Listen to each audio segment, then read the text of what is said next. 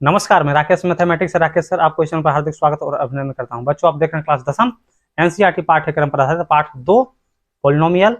बच्चों, इससे पहले हम लोगों ने भाग 5 तक के वीडियो को देखा, जिसमें हम लोगों ने उदाहरण के 3 प्रश्न है ना, पहला, दूसरा और तीसरा प्रश्न को हम लोगों ने सोल्व किया। बच्चों, इसी क्रम में आगे बढ़ते हैं और हम लोग आज भाग 6 की ओर चलते हैं, जो कि मेरा उदाहरण 4 है।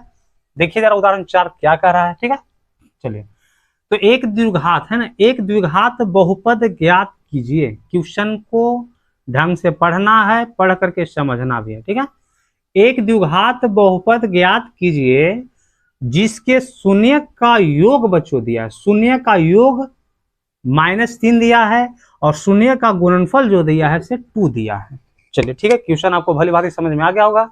फिर से देख लीजिए, एक द्विघात बहुपद ज्ञात कीजिए जिसके शून्य का योग तथा गुणनफल -3 है और 2 है। अर्थात शून्य का योग जो दिया है से -3 दिया है और शून्य का जो गुणनफल जो दिया है से बच्चों कितना दिया है, 2 दिया है।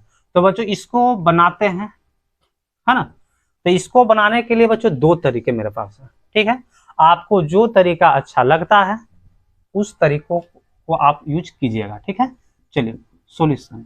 लगता है कि इनको खत्म हो गया है ना। चलिए देखते हैं, मार्कर चेंज करके देखते हैं बच्चों। तो सबसे पहले हम लिखेंगे बच्चों दिया है ना। क्या लिखेंगे? दिया है, लिख दिए। ठीक है, दिया। अच्छा, क्या दिया है? तो मेरे पास दिया है शून्य का योग दिया है। ठीक है, शून्य का योग बताइए तो तनी इसका संकेत क्या होता है? अच्छा, अल्फा प्लस बीटा होता है। अच्छा ठीक है। अच्छा, अल्फा और बीटा बच्चों कितना दिया है? तो -3 दिया है, लिख दिए -3। ठीक है, और जो होता है ना बच्चों वो होता है -b/a, है कि नहीं? सही बात है। -b बटा क्या होता है? ये होता है अल्फा प्लस बीटा का सूत्र -b/a, अर्थात शून्य का योगफल का सूत्र -b/a, जो कि दिया है बच्चों -3। तो -3 दिया है तो इसको बटा में तो 1 हम लिख ही सकते हैं ना, क्योंकि बटा में 1 छिपा रहता है। ठीक है, अच्छा ठीक है। तो आप इसको क्या कीजिएगा, -1 से काट दीजिए। काटने के बाद आपको b/a हो जाएगा, आपको 3/a। ठीक है, ठीक है। तो ऐसा आप देख सकते हैं। नहीं सॉरी बच्चों, यहाँ पे 1 है ना, तो 1 में लिखेंगे, 1 कहाँ से आ जाएगा? ठीक है, अच्छा इसके हिसाब से बच्चों क्या क्या मान आपको दिख रहा है? क्या a का मान 1 दिख रहा है? क्या बिल्कुल दिख रहा है।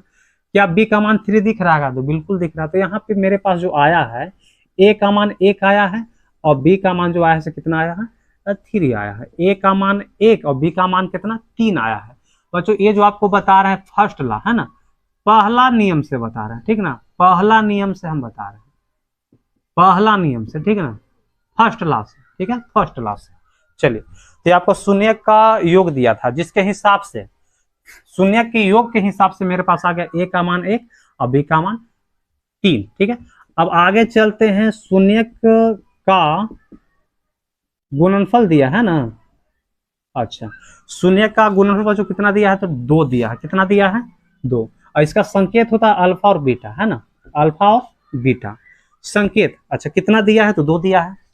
शून्य का योगफल -3 और शून्य का गुणनफल कितना? 2 है। तो यहाँ पे हम क्या लिख दिए बच्चों? 2 लिख दिए। ठीक है, अच्छा अल्फा गुने बीटा। अच्छा, तो अल्फा गुने बीटा यानी शून्य के गुणनफल का सूत्र क्या होता है? तो सूत्र आपको होता है c/a। होता है कि नहीं होता है? बिल्कुल होता है। अच्छा, तो शून्यकों का गुणनफल दिया है 2, तो यहाँ पे 2 लिख दिए। बटा में तो 1 हम लिख ही सकते हैं। अच्छा, इसके बच्चों इसके अकॉर्डिंग आप देख सकते हैं कि a का मान कितना आया है? 1 आया है।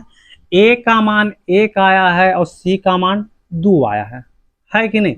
a का मान 1 और c का मान 2, तो c का मान हम 2 लिख दिए। अच्छा, अब पूरा मिलाकर है ना, अगर दोनों में देखा जाए तो a का मान 1, a का मान 1, b का मान 3, c का मान कितना? 2 आया है। ठीक ना, मतलब a का मान 1 आया है। ठीक है, अच्छा b का मान बच्चों कितना आया है? 3 आया है और c का मान बच्चों कितना आया है? 2 आया है। तो हमें जो ज्ञात करना है, ज्ञात करना है द्विघात बहुपद।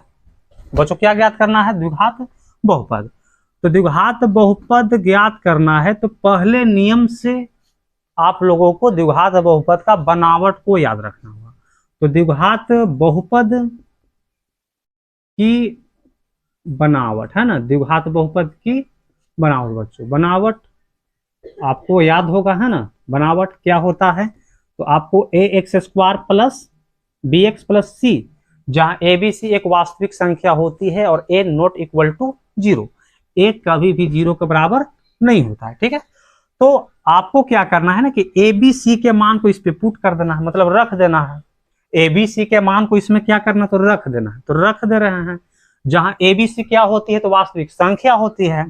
तो ए का मान आप देख सकते हैं, ए का मान पूछ रहा है, तो ए का मान एक हुआ, ठीक ना, एक्स स्क्वायर है तो एक्स स्क्वायर लिख दिए, प्लस है तो प्लस। अच्छा बी का मान बच्चों थ्री है का, थ्री है। अच्छा एक्स है तो एक्स, प्लस है तो प्लस। अच्छा सी का मान टू आया है, ठीक है। चलिए एक एक्स स्क्वायर, तो ये तो एक्स स्क्वायर का एक्स स्क्वायर हो जाएगा, प्लस है तो प्लस, और थ्री में एक्स है तो थ्री एक्स हो गया, अब प्लस टू। बच्चों ए आपको आया द्विघात बहुपद, कैसे पता चला, तो दो घात वाले बहुपद को क्या कहते हैं, वैसा बहुपद जो दो घात का हो उसे द्विघात बहुपद कहते हैं, जहां ए बी सी एक वास्तविक संख्या होती है। तो बच्चों ये जो आंसर आपका आया ना द्विघात बहुपद जो ज्ञात हुआ, ये आपको पहला नियम से हुआ, ठीक है। पहला नियम से आपको ये द्विघात बहुपद कंप्लीट हो गया, निकल गया, ठीक है। अब हम लोग क्या चलते हैं दूसरे नियम से इसको बनाकर देखते हैं, दूसरे नियम से।